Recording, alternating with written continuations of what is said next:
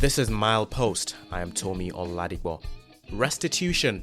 In 1897, British soldiers and sailors stole thousands of brass, bronze, and ivory sculptures from Benin, Nigeria.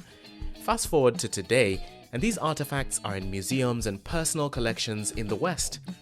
Barnaby Phillips has written a book about these Benin Bronzes. We'll hear from him on this and about his 25-year career as a journalist.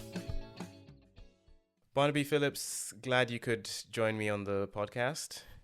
It's a great pleasure, Tommy. Right. You have a long-spanning career as a journalist, a foreign correspondent. A large chunk of that in Africa, I believe. Most of it in Africa, actually. That's right. And you, first of all, you also spent time growing up in Africa? I spent I was immensely lucky to spend some of my childhood growing up in Kenya. This is back in the 1970s. Moved back to Switzerland and then England as a teenager, and was at university. I went to Oxford University and studied history. I'd always been interested in history. Uh, and after that, I went to SOAS, the School of Oriental African Studies in London, and did an African area study. And really, I got into journalism more through an interest in Africa than the other way around, if you see what I mean. There were Right, right. people at SOAS who were working in the BBC Africa service, and they said, "Why don't you come and apply for a job?" Or there are some short-term contracts. I'm sorry to say it was all a lot easier then, really, compared to just how fiercely competitive these kinds of things are now for young Yeah. people. I don't mean to be disheartening, but this was it was a different era, really. Yeah. Interesting. And then you ended up in Mozambique, Angola, Nigeria.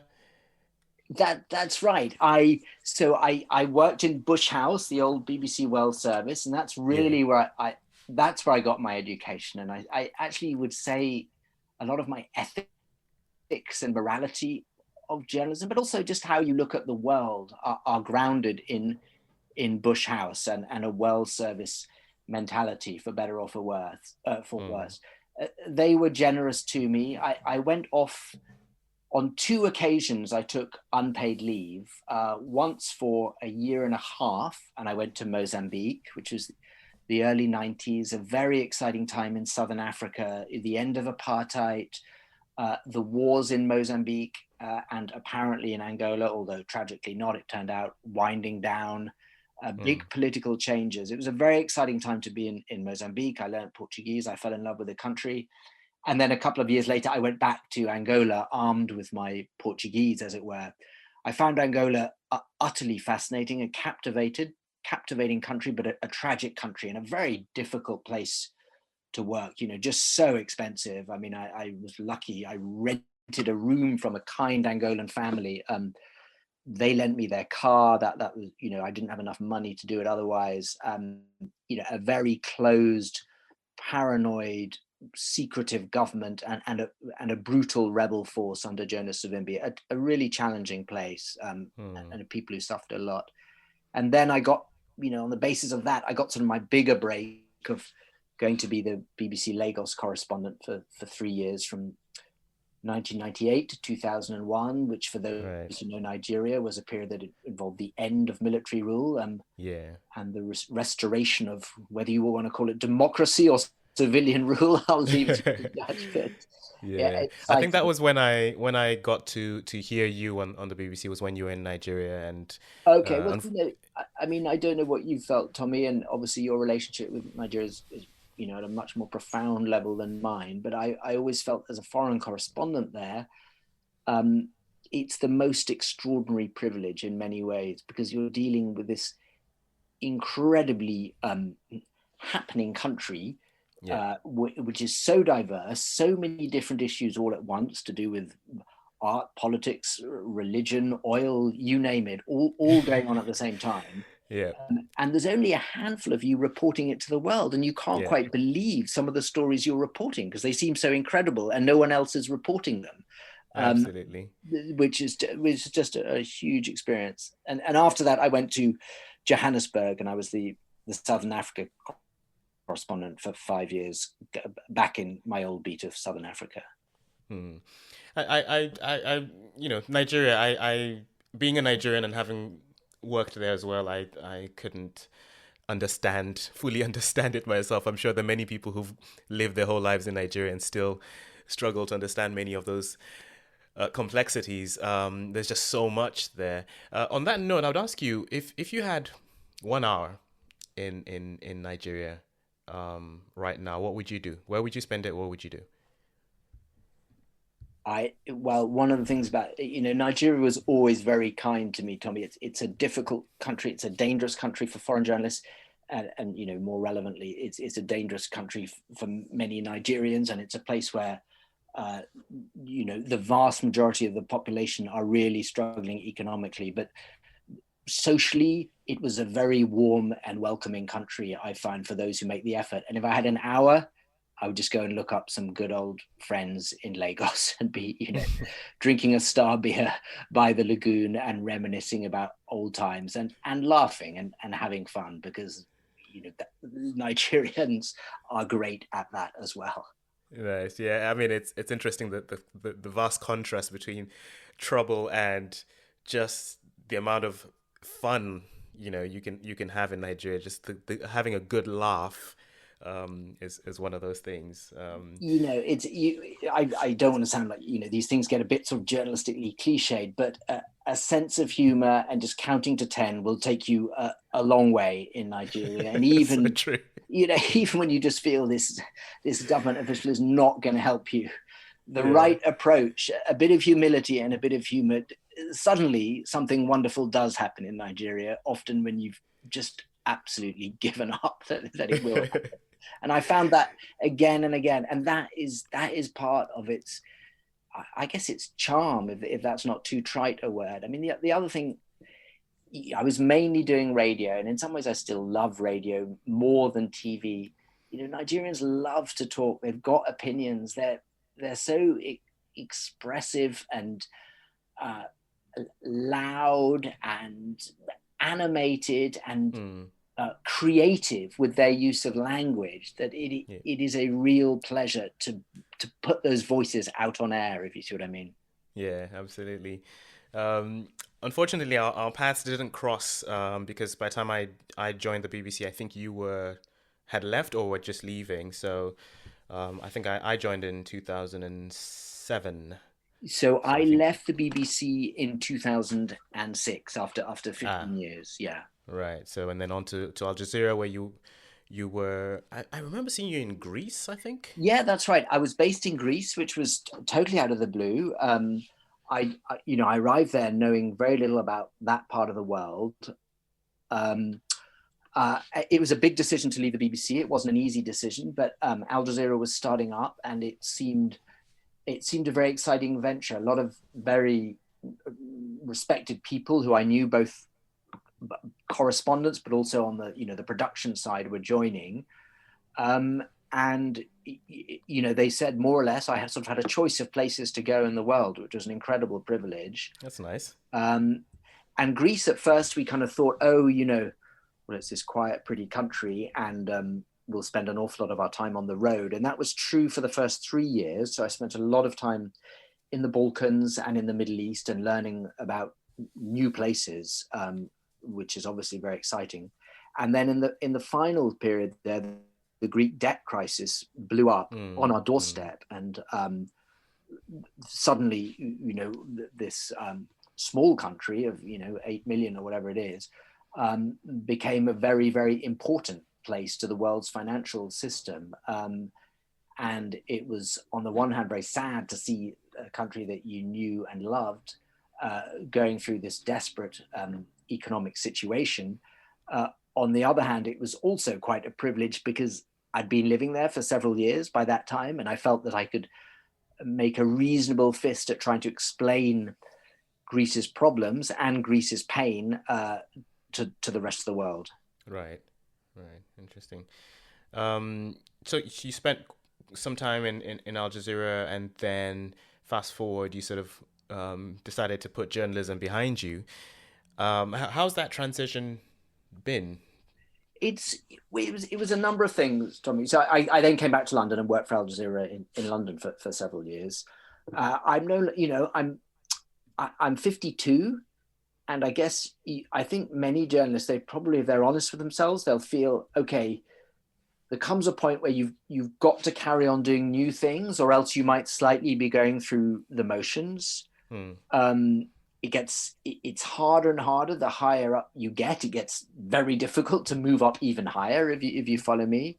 Yeah. And I think at that point, inevitably, I mean, jaded is perhaps too strong a word, but you start to feel, oh my God, another Spanish election. This is the third one I've done. And once you Yeah. start feeling like that, you probably shouldn't be doing it. Yeah. There was still, of course, reporting trips and stories that I loved, but they were fewer and far between, if you follow Mm. me. Mm. I was no longer excited to rush to the airport and get on a plane just because, something had happened in another country. And also just very personal, particular reasons. I ended up having children pretty late in life. My children are still, very young. The oldest one is still only 6 years old. Right. My wife works hard as well, and it was just becoming harder and harder to balance it. So I wanted something that gave me a better work-life balance. Yep. I've become director of communications for an organization called the Elephant Protection Initiative, Mm-hmm.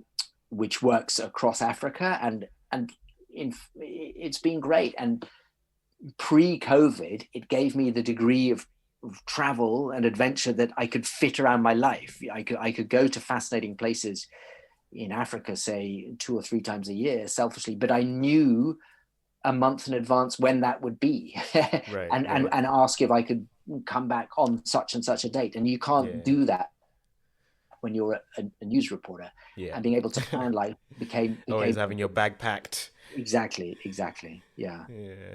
I'll just throw in one more question before we go to your books. But uh, having been a foreign correspondent, and this is an issue that has become, or rather has been controversial in terms of the view of having foreign correspondents in certain countries, and I know that now there tends to be a certain aversion towards that. But what do you see as a role that foreign correspondents can play in reporting alongside local journalists, for example, in Africa?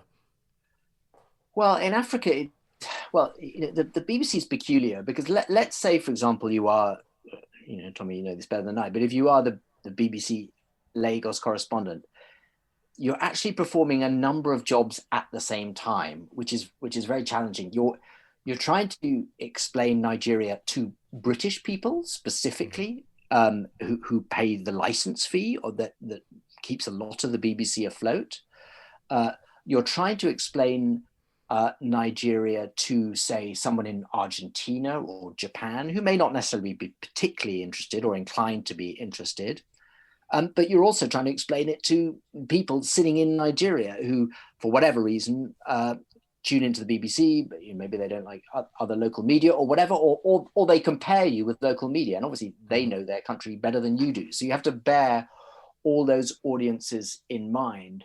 Um, it, I suppose, I mean, if I was, simplifying things, the foreign correspondent who's not from Nigeria might be in a stronger position to do jobs 1 and 2, but perhaps in a weaker position to do job 3, if you see what I mean. Mm. Um, in terms of explaining the country to the rest of the world, perhaps they are able better to put it in context for a British audience because they know Britain better, and maybe they know how Nigeria compares to other countries in its relationship with Britain, Yep. but they're never really going to be able to compete with somebody, say, from southern Nigeria on the complexities of politics and language and ethnicity and history in the Niger Delta. Mm. And I think the foreign correspondent needs to be humble and recognize what they don't know of that, and and look for support and help wherever they can find it. Mm. But certainly there is a role for everybody. I mean, there's a place for everybody to come in and tell stories, whether from the ground or from abroad.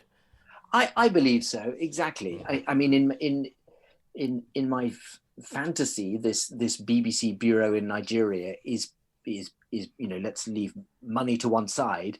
It's populated by a variety of those people. But say somebody of Nigerian origin, ethnicity, if I can call it that, like yourself, whose background is also very much outside the country, is perhaps ideally placed to bridge those gaps, if you see what I mean. Somebody who understands Britain and Europe, but also has an in to their own country, has got peculiar advantages. Having said that, I do feel sometimes that being a foreigner in any situation, and let's leave Nigeria aside, I'm actually thinking of Greece in this instance, being a foreigner and really not from that society, it does bring some advantages that somebody who is seen as coming from that country doesn't always have, in the sense that the foreigner they're not caught up in the country's class structures or ethnic structures, and they've got an extraordinary license to talk to the beggar on the street, but also asked to talk to the president in his palace, and everybody in between.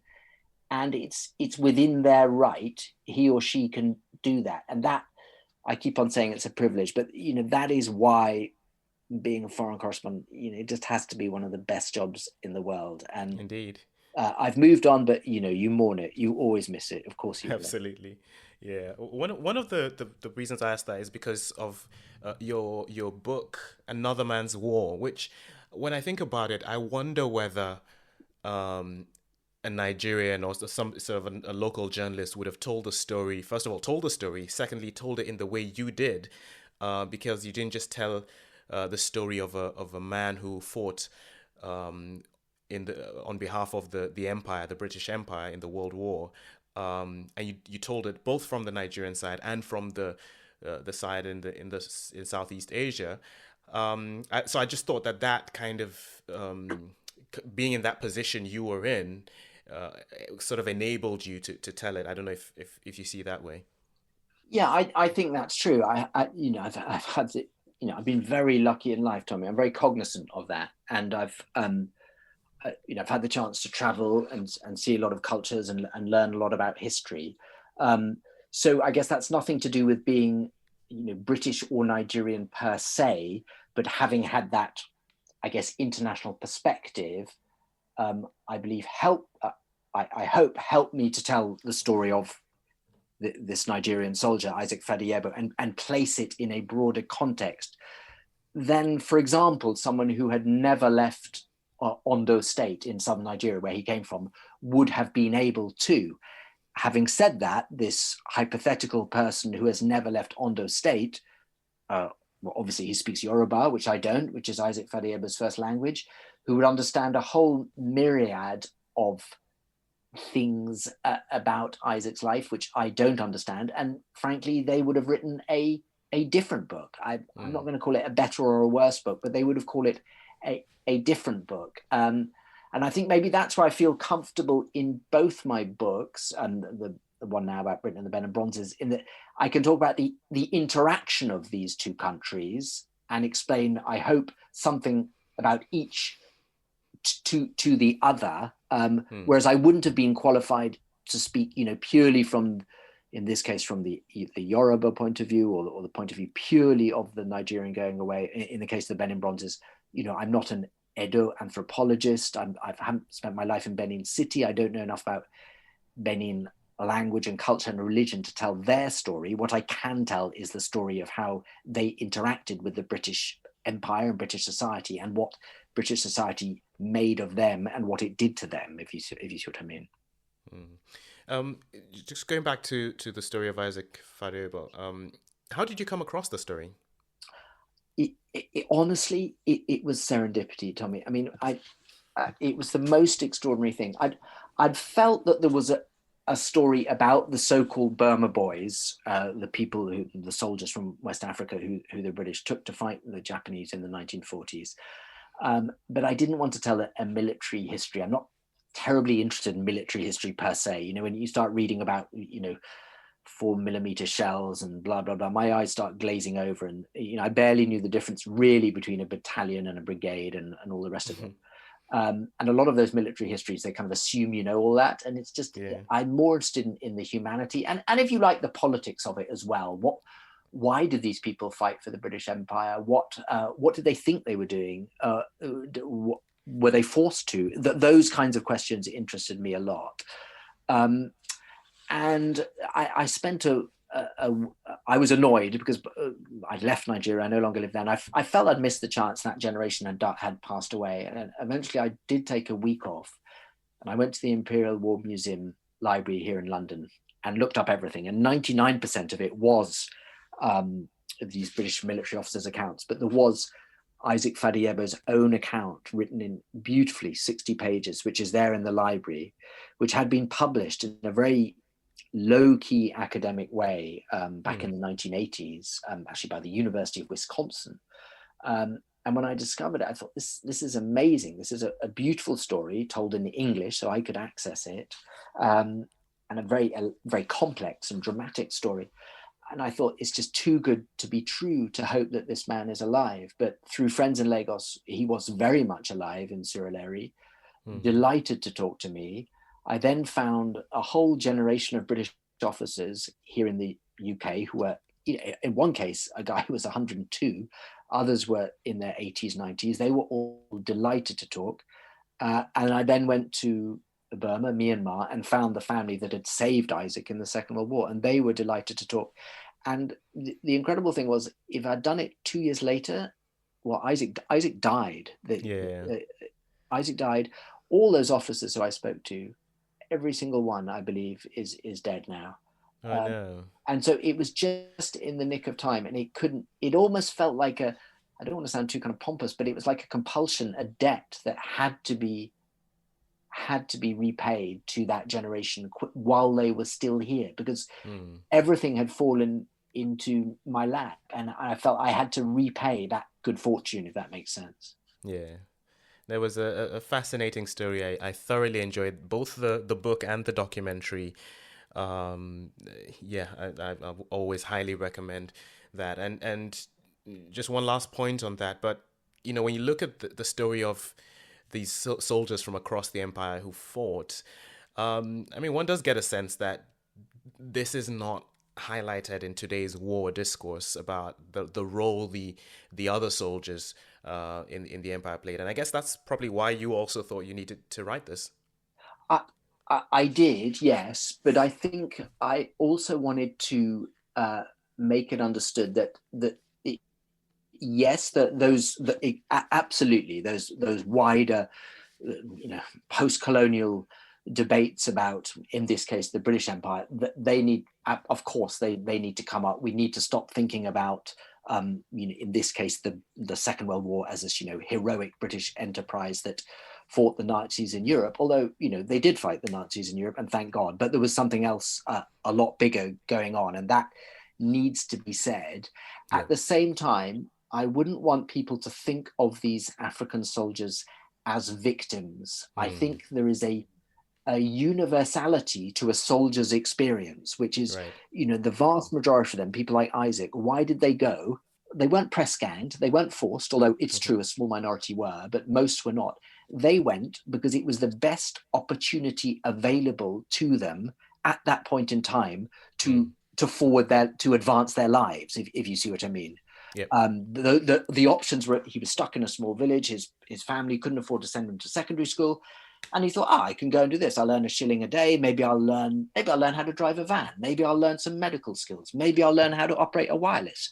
Maybe I'll get a fancy uniform and it'll be easier to move up the social rank in this small town. Those kinds of calculations. And to that extent, I would say, how different is that really to a 17 or 18-year-old 10 years ago from a town in northern England who went to fight in Iraq or Afghanistan, or from the Midwest of America who went to Iraq? How much or Afghanistan, what did they know about the geopolitics? Were they used by Big Oil and George Bush and Dick Cheney and Tony Blair? Sure, but they were also individuals with some agency themselves. I'd like us to see the African soldiers in that way too. Right. Yeah, fair enough.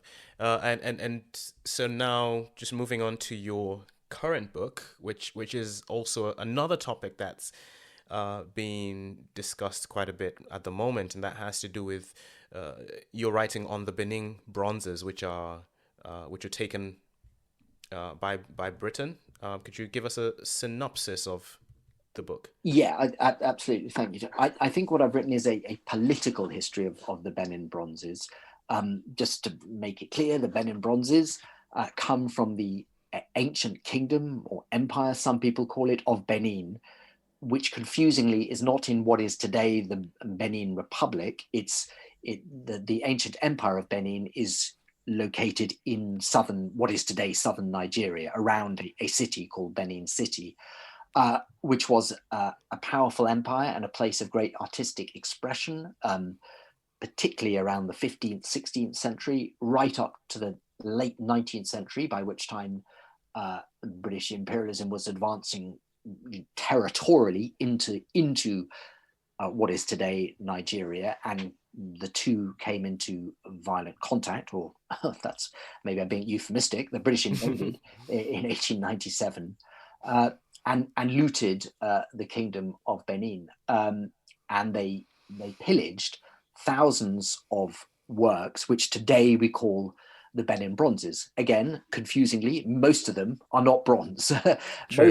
most are brass, and they include, as you know, Tommy, many hundreds of superb ivory carvings as well. But they get lumped together as the Benin Bronzes. So I wanted to tell that story of how and why that invasion happened, what happened when those Benin Bronzes were brought back to Europe. In short, they caused a sensation because the prevailing thinking of the time was that Africa was a place of barbarism, a place without history. The Benin Empire in particular had been depicted as such quite aggressively in British characterizations running up to the invasion. And suddenly people were seeing a brass casting, a bronze casting, with the subtlety, they said, of ancient Greece, of the Italian Renaissance. And they said, hang on a sec, these people didn't have any history. And yet now we're seeing these works, and we can tell that these works, some of them have to be hundreds of years old, because they depict in great accuracy Portuguese sailors and explorers visiting Benin in the 15th century in medieval armor. So Right. it's that story. It's the story of their dispersal through the great museums and private collections of the West, really. We talk about the Benin Bronzes being spread around the world. They're not. They're spread around the geopolitical West. they're almost all in Europe and the United States. And it's the story of bringing it right up to date, of the restitution debate and where we are with that. And I fought long and hard to get access to the British Museum, and I eventually got it. It was a struggle, and good access with the Oba's palace in Benin and the government of Edo State, which is the Nigerian state within the Nigerian Federation, within which Benin City is, to try and tell that story. But I also there's quite a lot of recent Nigerian history in the book as well, Tommy. And the story of Nigeria's museums, what's wrong with them, and I know Nigeria too well, and it's too close to my heart not to be honest about its problems as well. And there's a lot of them in the book. Right. Yeah, that's part of the discussion. There are people who say, well, these things are better off where they are right now because they probably wouldn't be well cared for back in Nigeria. And then there are other people who say, well, it's not up to you abroad to decide what should happen to the Nigerian content, these artifacts, and there's all that back and forth. You even have, for example, this restitution activist Emery Mozulu Diabanza, who storms galleries and forcefully takes stuff in Paris and I think in Belgium as well somewhere. So it's quite an emotive topic at the moment. How much of the current debate were you able to put in, because it seems to, I think over the past year or two, it seemed to have come back again into public discourse? it's I was able to complete the very last drafts in the first weeks of 2021, so it is very up to date, and the whole, you're absolutely right, it's got more and more heated and emotive, and Black Lives Matter in all its manifestations last summer, when it spread to Europe, from the United States at first, brought a new urgency and emotion, and I suppose heat to this issue, which I've tried to reflect in the late issue, in the latest drafts of the book, if you see what I mean. And I found it problematic because I felt the weight of history and current controversy weighing down on me, as I wrote, and that was an enormous kind of responsibility, and I guess a knowledge that, to be frank, my first book, which was a book that meant so much to me, I didn't think it was going to be a book that would upset people, whereas I think once you start writing about this, you're going to upset people, basically. You can't keep everybody happy in this big debate that is going on, and in the book I do talk to an awful lot of people with very, very different views on this issue, and I try to present their views fairly, and there's a lot of people in the book who I don't agree with. And a friend of mine who's read an earlier draft said, Barnaby, you just try to be so fair to everybody. I'll leave the reader.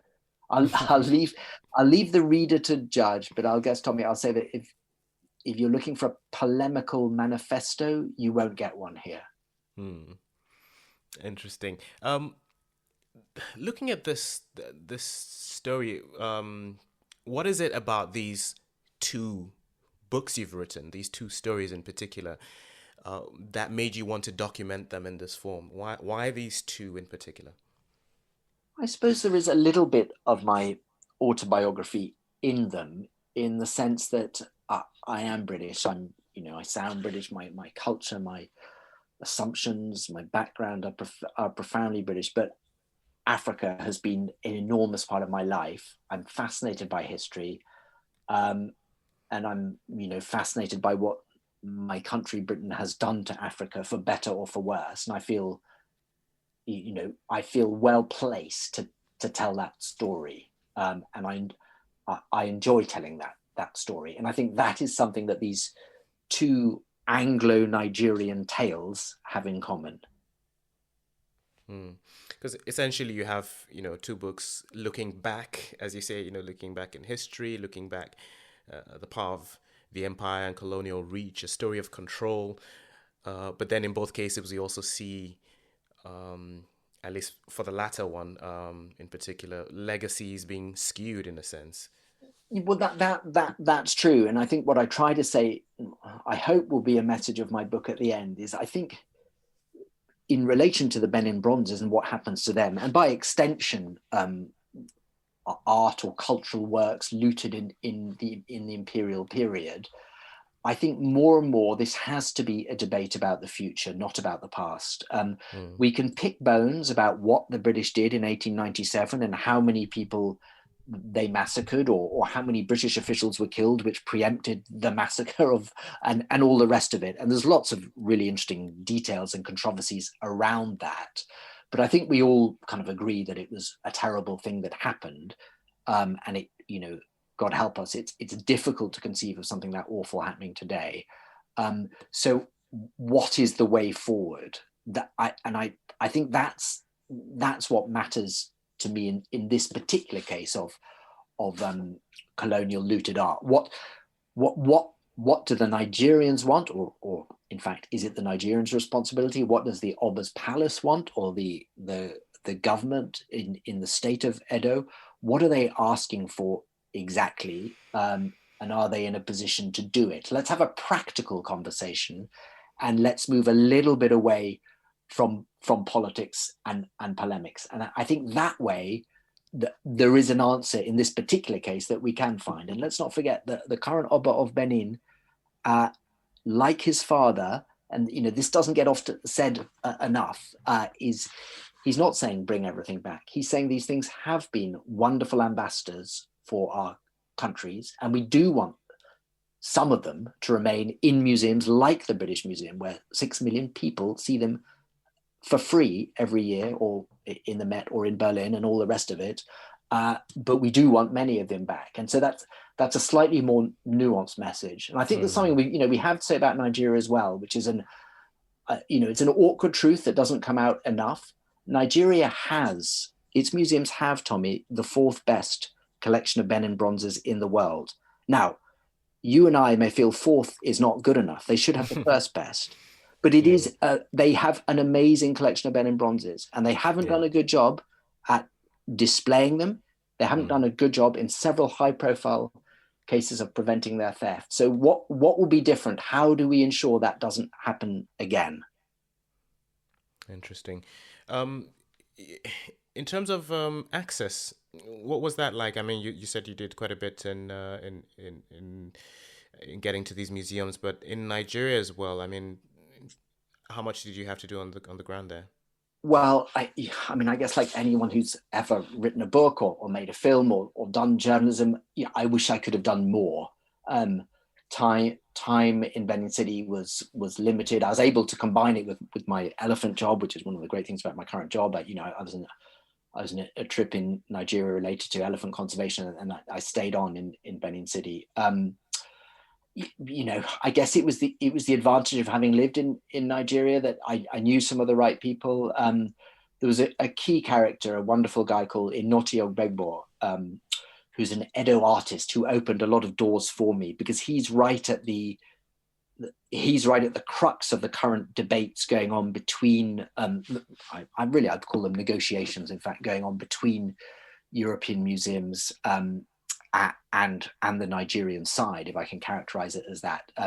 He's very close to the current governor of Edo State, a guy called Godwin Obaseki, but he's also the son-in-law of the Oba's uncle, who is the royal official who is negotiating with the European museums as well. So he opened a lot of doors for me, and that was indispensable. But with that's why we've now reached this fascinating stage where there are advanced negotiations about the return of hundreds of Benin bronzes to Nigeria, which honestly, Tomi, I don't know what you think. I just think this, if it happens, this will be, I sincerely believe, the most significant moment in post-independence cultural history in Africa, if something of that magnitude happens. And the prize is tantalizingly close.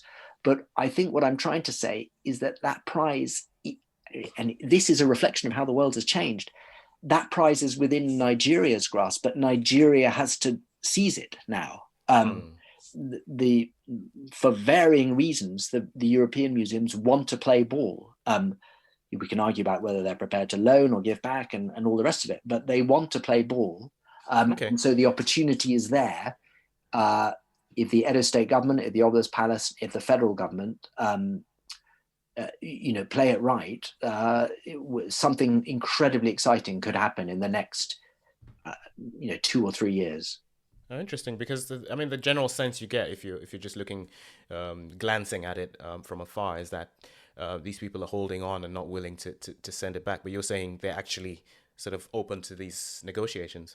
So I'm talking specifically about the Benin Bronzes, Tomi, which I feel is my expertise, and rather than about African artifacts in all their entirety, or even including South Pacific and South America and all the rest of it. So in the specific case of the Benin Bronzes, there are now advanced negotiations between something called the Benin Dialogue Group, which brings together several of the leading European museums in London, Oxford, Cambridge, in Berlin, in Hamburg, in I want to say Dresden, Leipzig, Stockholm, and in the Netherlands, who between them have extraordinary collection of Benin bronzes. And then on the other side, you have the Nigerian federal government, you have the Edo State government, and you have the Oba's Palace. And they've been talking away together for over 10 years, until about 3 or 4 years ago, with no real sense of urgency, no real sense of progress. And people on the Nigerian side will point the finger at the British Museum, amongst others, for the lack of progress up to that point. Things have changed, I think, and a deal has been reached in principle that there will be a new palace built, a new museum built in Benin City that won't be under the control of the federal government and its Commission of Museums and Monuments. And this alludes to something I was saying earlier. It's kind of one of the awkward facts around Nigeria. It'll be an autonomous museum with its own structure. And the European museums have said that they will lend back what they call a permanent collection in rotation. The effect being that there would always be hundreds of Benin bronzes on location in Benin City, if you follow me. Yep. There's a celebrated Anglo-Ghanaian architect, Sir David Ajayi, who's ready to build this museum. He's been commissioned and he's fully on board. He's interviewed in the book as well. Now, there are some of the European museums who say all we can do is lend, and the British Museum is first and foremost amongst those. There are others, I believe, probably from Germany and the Netherlands, that will move further ahead than that, and effectively they'll end up giving them back anyway. Now, some people will say, it's very offensive, this talk of lending something that's not yours. Exactly. But leaving that to one side, the effect will be hundreds of Benin bronzes in Nigeria, relatively soon, when this museum can be built. And that's indicative of how things have changed. Oh, interesting. That's fascinating to hear, and also something to look forward to. Loot, Britain and the Benin Bronzes out soon. When are we expecting this? So it's coming out on April the 1st, Tommy. Yeah, and there should be a great launch event. Virtual Zoom launch event that evening, hosted by the Royal Africa Society. For people who want to look it up, and hosted by SOAS as well. Yeah, absolutely. April the 1st, and it's already. You can order it on Amazon or your local book dealer and all the rest of it. Super. Looking forward to reading that, and I hope I'll enjoy it just as much as I enjoyed, or even more than I enjoyed your last fascinating book, which is called Another Man's War. Barnaby Phillips, thank you very much for speaking to me. Tomi, it's been a great pleasure. Thank you.